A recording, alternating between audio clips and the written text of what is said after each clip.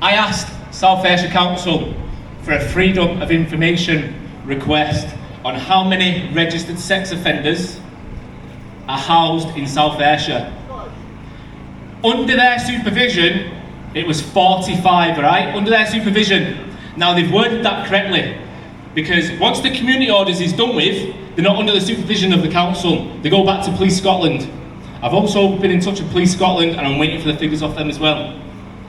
Out of those 45 of registered sex offenders, 34, which is 75%, are against crimes against children. 75% are crimes against children, and they're being housed next to our parks, next to our schools, in the community, without us even knowing. Now, they work for us. We pay our tax, we pay our council tax. They are there to do a service for us. So if they're not protecting our children, the authorities are not protecting our children, who's it down to? It's down to us. We need to come together and do it for the children, all right? You'd also think as well, just another point that I'm a massive advocate on, right? And I've been pushing this on my social media. Has anyone heard of the RSHP? So that's Relationships, Sexual Health and Parenthood, all right? So they're an organisation that they create teaching material for the schools, and they're in with the government and everything, right? And they're pushing out material to 7-year-olds, 8-year-olds, 9-year-olds in school about what adults get up to in the bedroom, to the point of where they climax, all right? They also have pictures in these lessons of the male genitalia and the contraception that goes on there. Now, I'm not being funny. If the age of consent is 16 in Scotland, why are our children being brainwashed, being sexualised in the schools, and all this filth put on them? In my eyes, it's a parental responsibility. The schools shouldn't be pushing this. Also, in that material, you can go and have a look on the website, which is rshp.scot.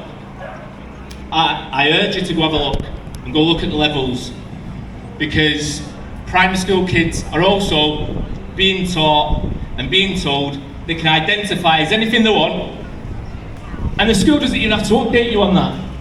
So your child could go there, be brainwashed into thinking they're the opposite sex, thinking they're a pixie or whatever, and they don't have to tell you, the teachers don't have to tell you. Now, I don't know how you feel, but it is biological fact there's only two genders. Kids should only be worrying about if they...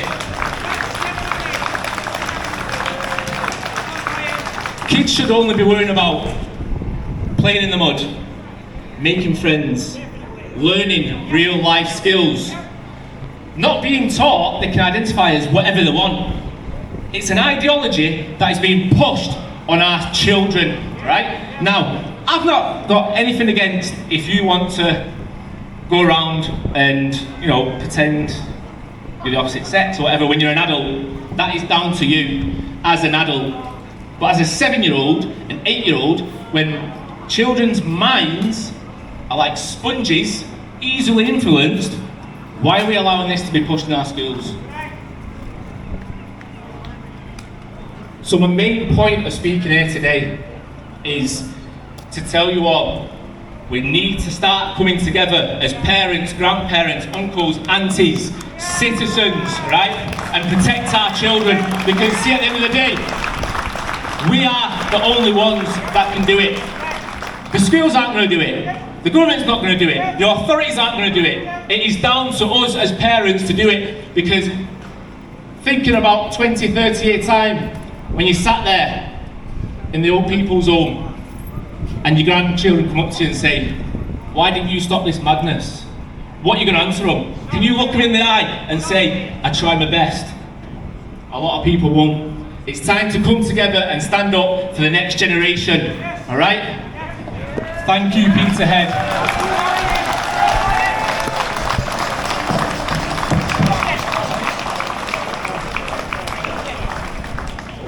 right in age, folks, an up-and-coming star. Right, we're going to play another song for a wee minute, and then we'll get another speaker on.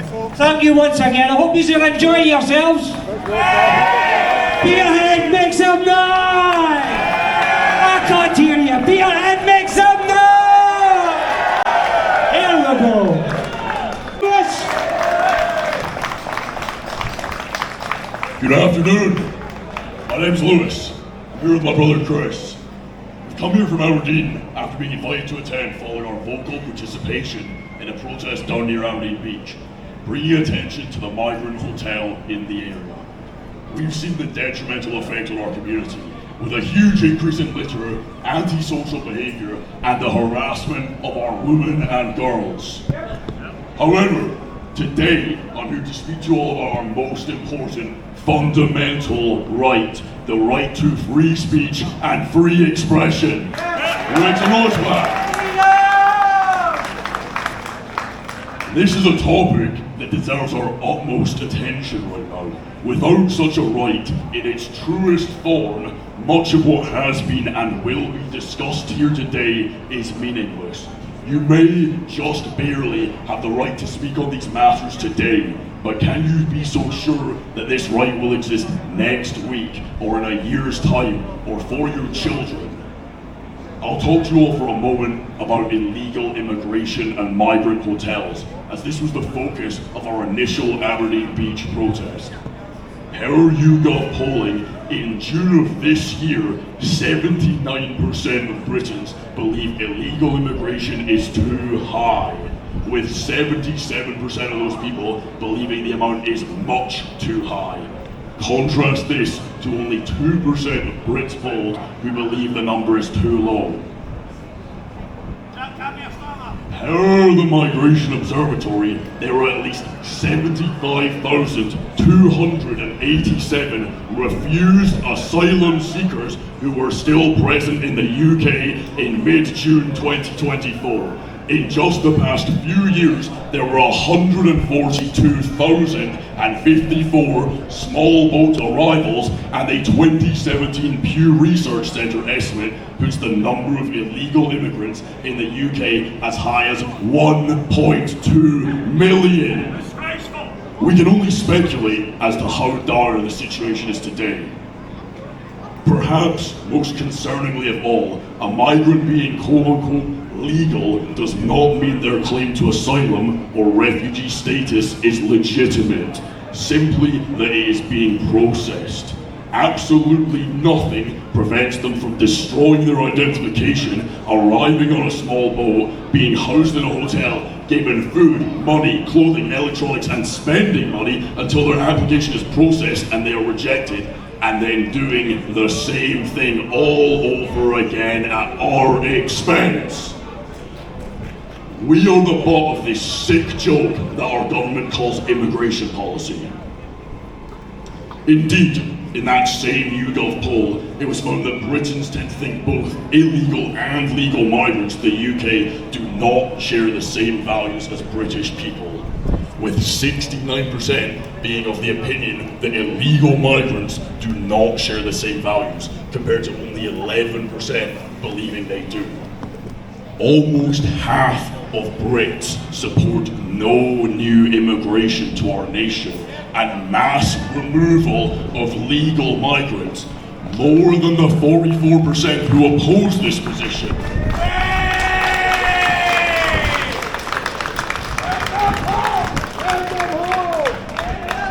When these are the public's opinions on even legal immigration, I can only speculate that this is the direct response to Britain's atrocious handling of the current migrant crisis.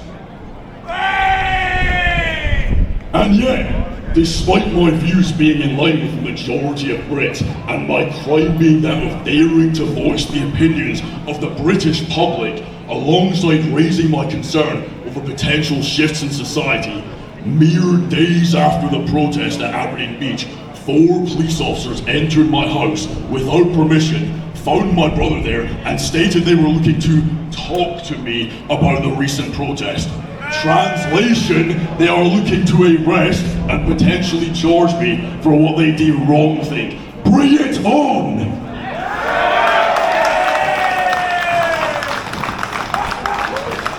It should never have fallen onto our government and legal systems to govern speech which does not directly call for or threaten physical violence.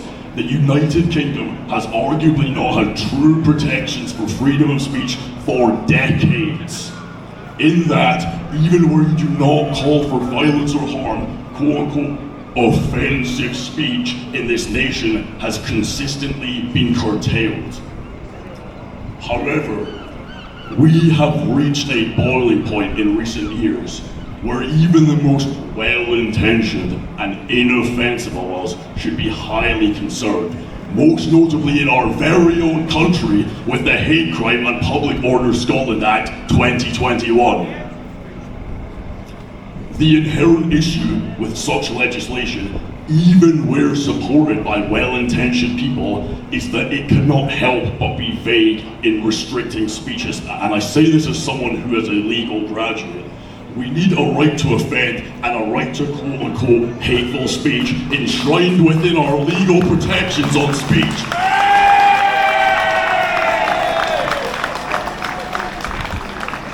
One man's perceived offense is another's logical fact-based talking points. There is no such thing as the fictitious, reasonable person that the law demands to draw upon for the question of whether speech constitutes hate speech. There is not a reasonable middle ground. You are either for or against, you are either offended or not. We should not be catering to or legislating around the most emotionally volatile and sensitive in society.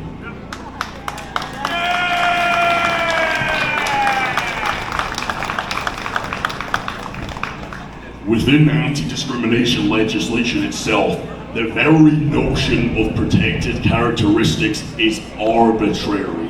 Why one's religion is a protected characteristic when one's hair color or hairline or lack thereof is not. It's illogical, despite these factors being far more intrinsically linked to them as a person than religion, which is a choice. I think we all know a ginger, such as my brother, or a bald man who is the butt of every joke, and no one is calling for this to be made hate speech, and rightly so.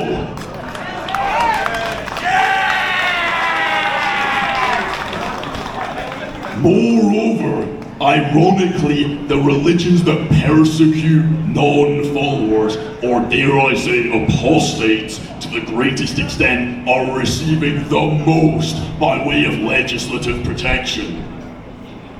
The concept of protected characteristics arguably began with the Race Relations Act, which was designed to curb tangible instances of race-based discrimination, such as a hotel owner refusing to rent out a room on the basis the guest was black, which I think we can all agree is wrong. Such protections, however, were never designed to and should never have extended to encompass the policing of dialogue between citizens. That is not the business of the state.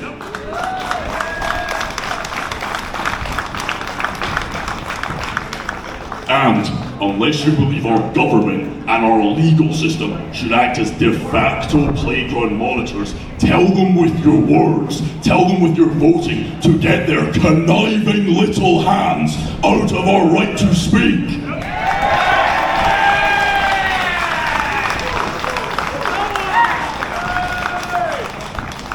The gradual reduction in our right to free speech in this country is, at best, the product of well-intentioned, useful idiots who lack the foresight to see the catastrophic ramifications of these changes they propose and support. And I talk to you, the counter-protesters, directly. Or, at worst, yet another malevolent attempt by the elites and those who wield all the power to take away what little we have left so as to further control us. If we cannot express ourselves freely and only government-sanctioned speech is permissible, then they control not only your speech, but your very minds.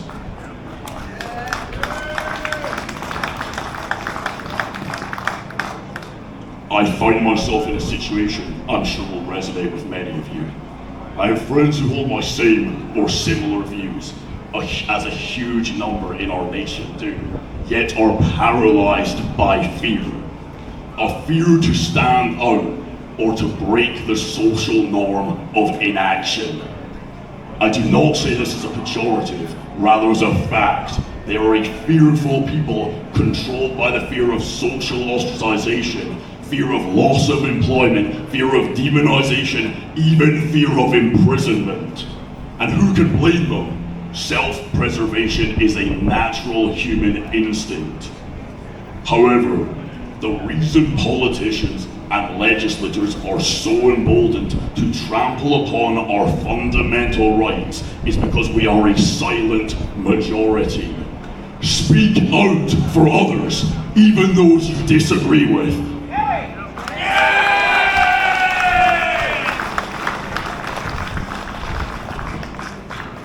I fear that if we keep allowing our supposed representatives to so consistently and flagrantly defy our interests, to shift our culture and country into something unrecognizable, where a liberty as paramount as free speech is undermined, so too will the West fall.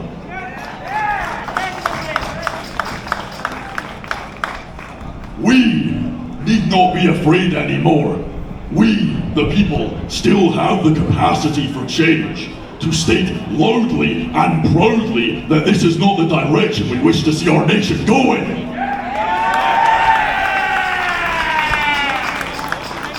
Britain is waking up to the abuse and persecution our leaders are putting us through, the tyranny we live under, and ironically, now may be our last chance to keep the dream of Western civilization in this country alive.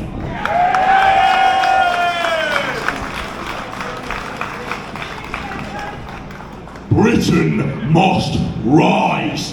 Europe must rise. The West must rise against tyranny, against weaponization of our legal and social systems, and the politicians and the judiciary against us on both sides of the political spectrum.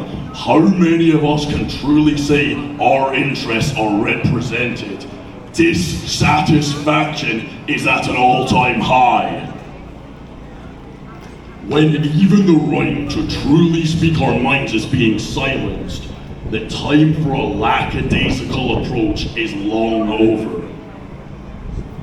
We must scream from the rooftops to protect our freedom to express, to speak, while our government still allows us to hold breath in our lungs. Use the power you still have.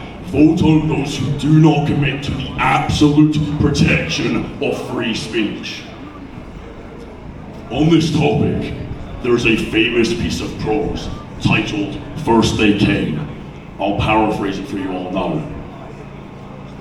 First they came for him, but I was not him, and I did not associate myself with him, so I did not speak.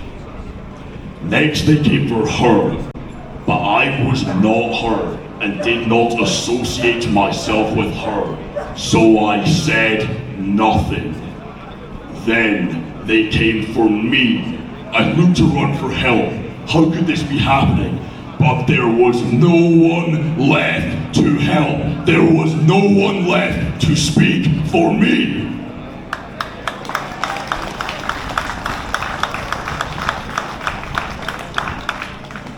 In this modern battlefield, your silence in the wake of what is happening is taken as consent. Consent to neuter your words, to rip out your tongue, because a society devoid of free speech and free expression are a people ready to be controlled and exploited.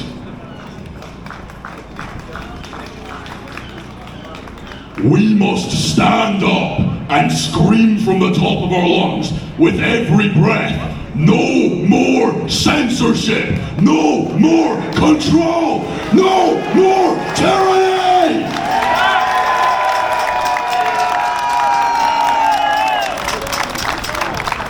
Thank you.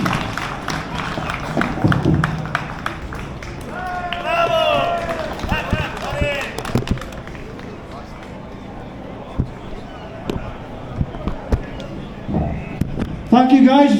Now we've got his brother, Chris. Everybody give a round of applause to Chris. Welcome, Chris. Quite the speech, eh? Aye. Can you tell he's qualified to be a lawyer? Aye. So, I've got one as well. I'll keep this one a little bit shorter.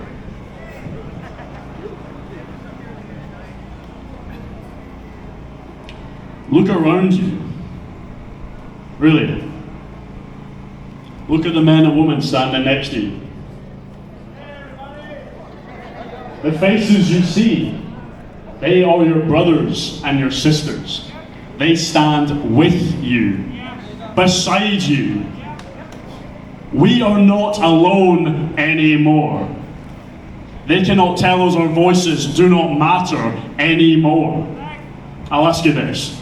What kind of a nation have we become to allow the most vulnerable and innocent among us to be desecrated in the most vile of ways?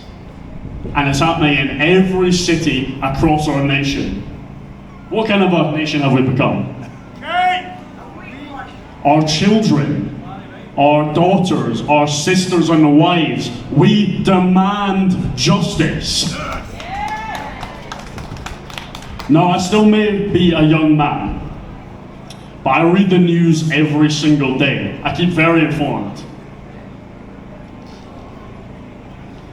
Horrific headline after horrific headline, day in, day out. It's the first thing I see in the morning when I wake up. When I see what's happening to our girls on our streets, when I see what's happening to our people, I feel powerless. I feel betrayed. I feel furious. And I won't lie to you, I weep when I see what's happening. I weep. As I'm sure many of you have too. But the solution isn't to bury our heads in the sand and pretend it isn't happening. We know what's happening. We know how to stop it. We are here today because we know that the time for weeping is over.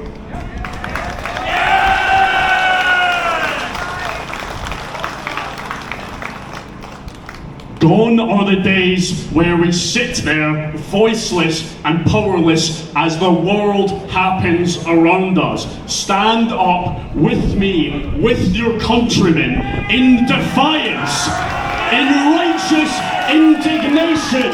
We are on the right side of history. We, the people who stand up to tyranny. Tyranny when the government refuses to obey the wills of its people, when the government no longer serves the wills of its people, and in fact makes the people serve them. They're making us serve the government. Oh, you want to boo me? Okay. Speaking of history, little history lesson here. I suggest that these leaders of ours, so-called leaders, pick up a history book, okay? They might discover that the Scotsman does not allow tyranny to survive for very long.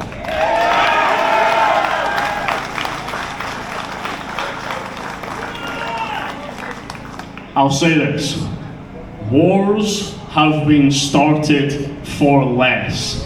For what is happening to our people. And if this was a different time, I have no doubt we would be at war by now.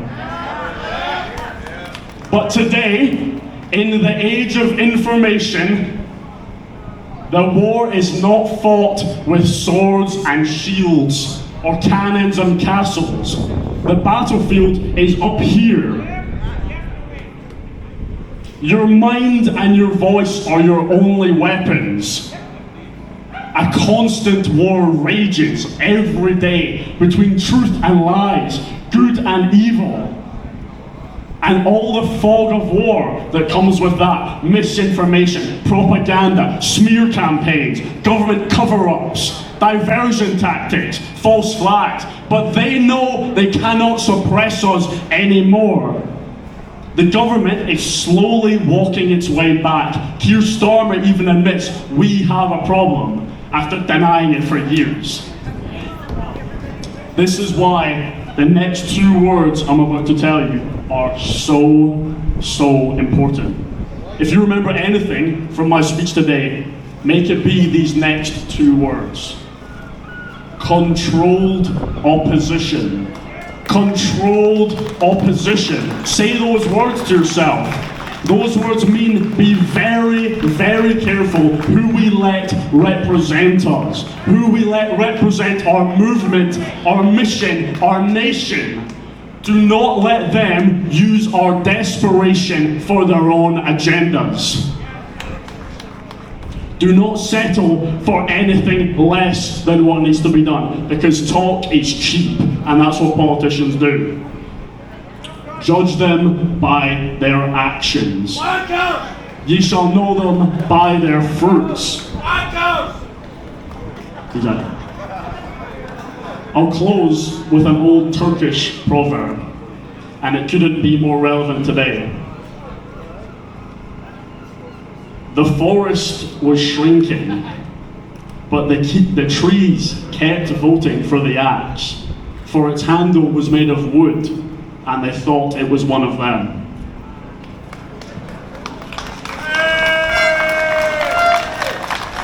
God bless Scotland and God save Europe. Thank you. I just want to say, I am so proud to call this man my brother, and to see all my brothers and sisters here in defiance against what is happening. We know what's going on, and we know it needs to change. Don't give up the fight, friends.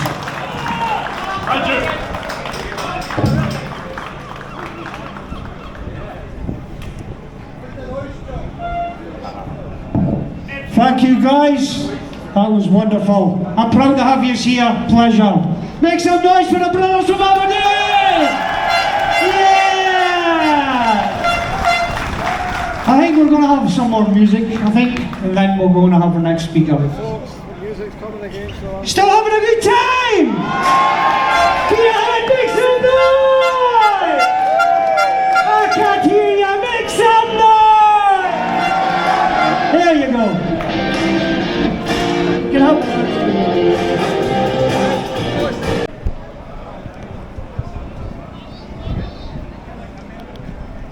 Just let them go home. Come over here and listen to the speakers, guys. Peaceful, peaceful. Right, this is Jeffrey Fulkerson. I'd like everybody to give him a round of applause. Make some noise. Thank you very much. I'm here to say to everyone, we do not have human rights, we have God-given rights. Every one of you are free, you say what you like, you protect one another. Our children are under attack. I have been persecuted by the police myself. I've had my son put in care because they dared to speak out when I lived in Plymouth. I'm from Aberdeen originally. I've moved to Peterhead and I live it here. Thank you very much, everyone. But I would like to say this. For Jesus Christ said, I take the sword, I have come to do battle against evil. That doesn't mean fight or hit anybody. It's like today, standing here, fighting for freedom, fighting for free speech, fighting for our children and our women. There's only one act of violence I would ever call for, and that should be the Polish should round up every rapist, every child abuser from the Pope and Vatican and hang them from the tree. Our children and women are here to be protected. And I am disgusted with the church. Speaker coming up next. This guy's magic. So everybody, I want you to put your hands together for John Watt. Bring the noise! Peterhead, bring the noise! Mr. John Watt. Thank you, Peterhead. How are we all doing today? of us than you! I've heard that chant for too bloody long now. You guys are gonna lose. The mainstream media are losing. And you know who's winning? Us, the working class Scottish. It's brilliant to see that more people are starting to see the truth. Talk about World War III coming. World War III started in 2020 when they locked us all down and lied to every single one of you. And that includes the police. Because then they brought in the vaccine and they told you all it was safe and effective. Never safe and effective. As soon as you spoke out, you get shut down. So every single one of you that took it, you were injected with the biggest medical lie in history. I'm going to bring a man up here. A man from Aberdeen, left to rot by the government. Left with a spinal stroke. And you guys over there want to defend the government, and you have your heat. Ladies and gentlemen, I'm going to bring my good friend up, Mr. Stephen Bowie. Give this man a round of applause.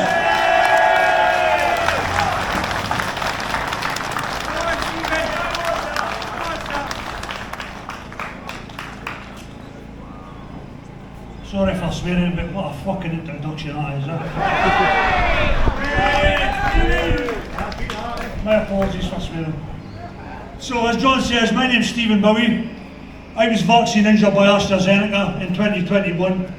Suffered a spinal stroke, paralysed from my neck down for 2 weeks. I almost died. I was in ICU for 2 days.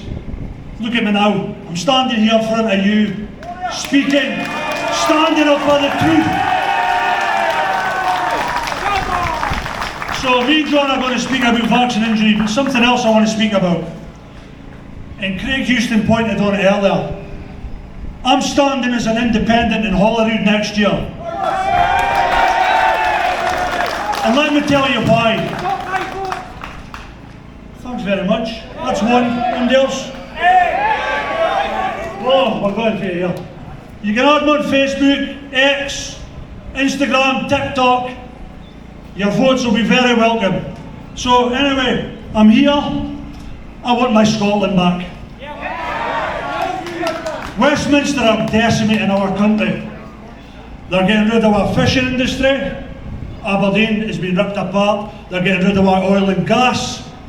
They're replacing our farmers with windmills and bloody solar farms. What's a solar farm? We don't need that. What we need is independence, take our country back, and let's do what we want. Leave the EHCR. When these people are convicted of crimes against our women and children, they'll do their time here, they'll be sent back home. No questions asked.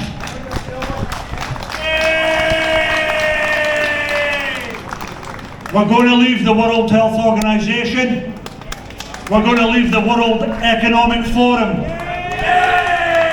We are going to be an Indian country run by the people of Scotland.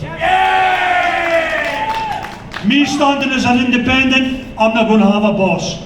You guys are going to be my boss. I'm going to stand up and I'm going to speak up for you. So if you give me your vote, I swear to God, I will do my best to get our country back. Thank you very much. God bless you.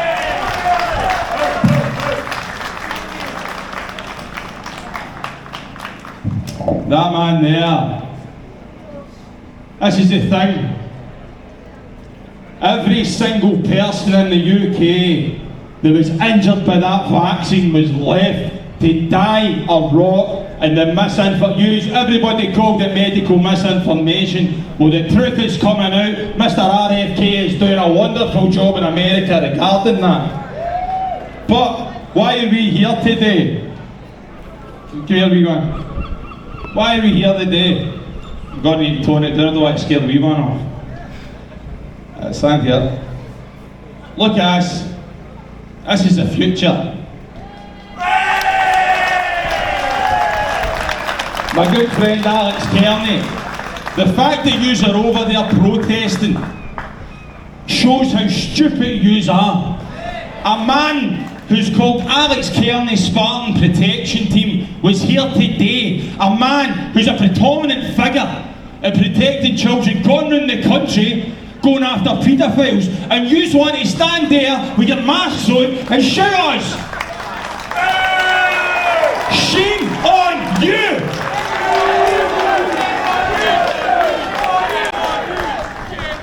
So this is why we are here. This will grow and grow. I see people in this country homeless and don't have a clue where to turn. You can go back over this. Sitting there like that, Jesus. I just see this country and I've been watching it, and everybody, you know, I seen your, whoever it was out there, you've done a post the other day, fantastic. Put me and Big Craig Houston on the map, keep doing it. More and more people are starting to see it, and more people are starting to bring the fucking noise, man. You can try and shut us down, but we keep coming back. You left me to die, but I'm still here, and I don't care. If we don't stand together and we don't band together, Scotland 2026 is the opportunity for Scotland to lead the rest of the UK. If we get a Labour complete takeover, you watch this country die. This country will die. Do not vote for these criminals. Every single one of them are criminals. We all have to stand together. And if we don't do it, we fall. This, with you guys over there with your counter-protest, yous are part of the plan. Because they want to divide and conquer. United we stand, divided we fall. When yous continue to do that, what are they going to do? They're going to bring in a digital ID. They're going to bring in 20-minute neighbourhoods. You want to laugh at me? Go look at the city councils. We are getting taken into a dictatorship. I'm going to finish on this, and I hope you hear me, and I hope all your mates around the country hear me. The Irish are rising, the English are rising, and the Scottish are rising. Let them rise up and more! Bring your noise!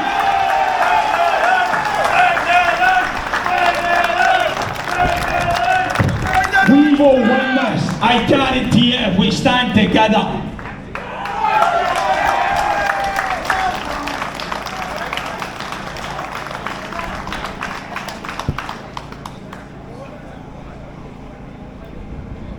Ladies and gentlemen, the fantastic John Watt, bring it in!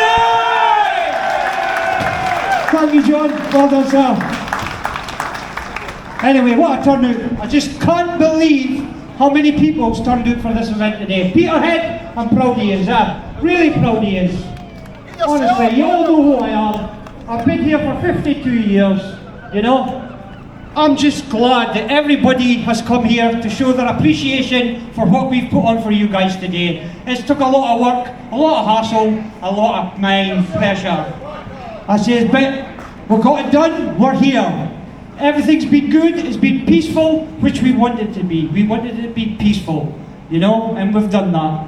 So, thank you very much. Thank you, yeah? You're all welcome. And hopefully, we'll maybe get another one done soon, shortly. Okay, our famous Craig Houston wants to talk again.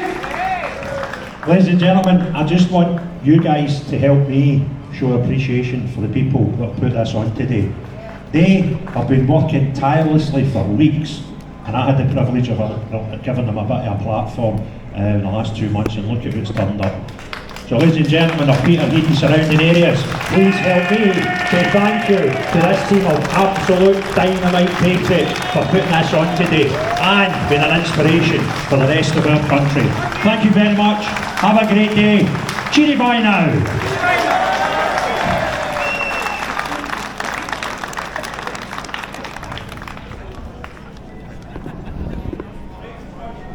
Watch do.